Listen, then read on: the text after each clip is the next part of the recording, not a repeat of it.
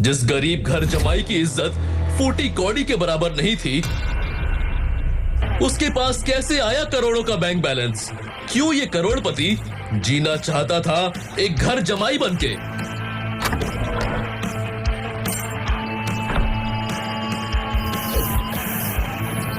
अब तुम नौकरों से ये काम कराओगे? वो नहीं करेंगे तो तुम करोगे। आज तक मुझसे भी तो यही करवाया।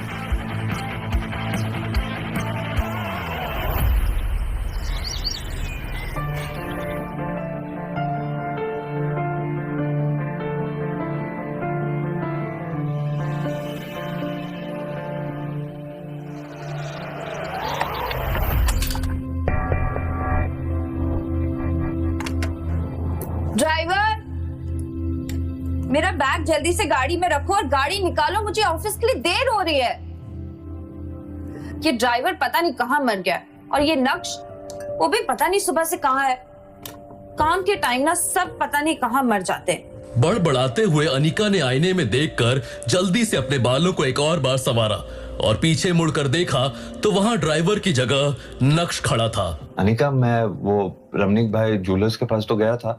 लगता है तुम्हारे ये जो ज्वेलरी सेट है उसको थोड़ा टाइम लग सकता है, शायद 1-2 दिन और। सॉरी मैम, थोड़ा लेट हो गया। थोड़ा लेट हो गया? पूरा दिन बैठ के टाइम पास करते रहते हो। मजाल है कि तुम लोग एक काम अच्छे से कर दो, कोई ना कोई बहाना बनाते रहते हो। तुम सब के सब ना एक जैसे हो, काम चोर। सॉरी मैम, आगे से ऐसे नहीं होगा। Sorry my foot. You better be on time tomorrow. ये कहने के बाद जैसे ही अनिका अपना बैग उठाने लगी तो नक्श अनिका की मदद करने के इरादे से बोला, अब मैं ले लेता। नहीं। नक्श चुपचाप खड़ा उसे कमरे से जाते देखते रह गया था। कुछ देर शांत खड़े रहने के बाद जैसे ही नक्श पीछे मुड़ा, उसकी नजर टेबल पर रखी एक फाइल पर पड़ी। अनिका वो फाइल अपने बैग में रखना भूल गई थी। जब हड़बड़ाते हुए नक्श तेजी से अनिका की तरफ बढ़ा तो वहीं पास में सोफे पर बैठी अनिका की कजन भाग्या की नजर उस पर पड़ी।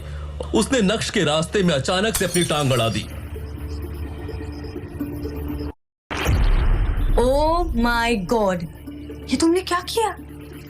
मैंने क्या किया? मैं तो अनिका वो अपनी फाइल भूल गई थी तो मैं उसे फाइल देना चाहता था। रास्ते में ये अचानक आ गई और आप ये अच्छा, तो अब साहबजादे के रास्ते के बीच में मैं आ गई, इसमें भी मेरी गलती है ना? बड़ी माँ आप ठीक है ना? कोई जल्दी से डॉक्टर बुलाओ। इस आदमी ने बड़ी माँ पे गरम गरम चाय गिरा दी। अच्छी, मुझे पता है तुझे मेरी बहुत फिक्र है, पर मैं ठीक हूँ, मुझे डॉक्टर की कोई जरूरत नहीं है। बस इस निठल्ले आदमी ने मेरी साड़ी खराब कर दी। जो शिट, बड़ी माँ की इतनी महंगी साड़ी खराब कर दी। ये आपकी एक्सक्लूसिव कलेक्शन की है ना बड़ी माँ? एक तरफ भाग्या बात का बतंगड़ बना रही थी तो दूसरी तरफ नक्श ने देखा कि अनिका वापस अंदर आ रही है। अनिका नक्श को देखे बिना ही घर से बाहर निकल गई। बस अनिका की एक प्यार भरी झलक के लिए तरस गया था नक्श। ब्रेकिंग न्यूज, गुजरात की सबसे बड़ी कंस्ट्रक्शन फर्म का भविष्य है खतरे में।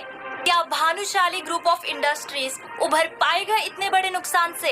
अब कौन संभालेगा भानुशाली ग्रुप ऑफ इंडस्ट्रीज की बागडोर? जानने के लिए बने रहे हमारे साथ ओनली ऑन टेक1 न्यूज पर।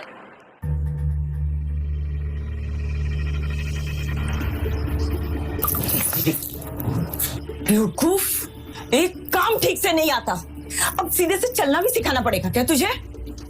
खड़े खड़े मेरा मुंह क्या देख रहा है? दफा हो जा मेरी नजरों के सामने से।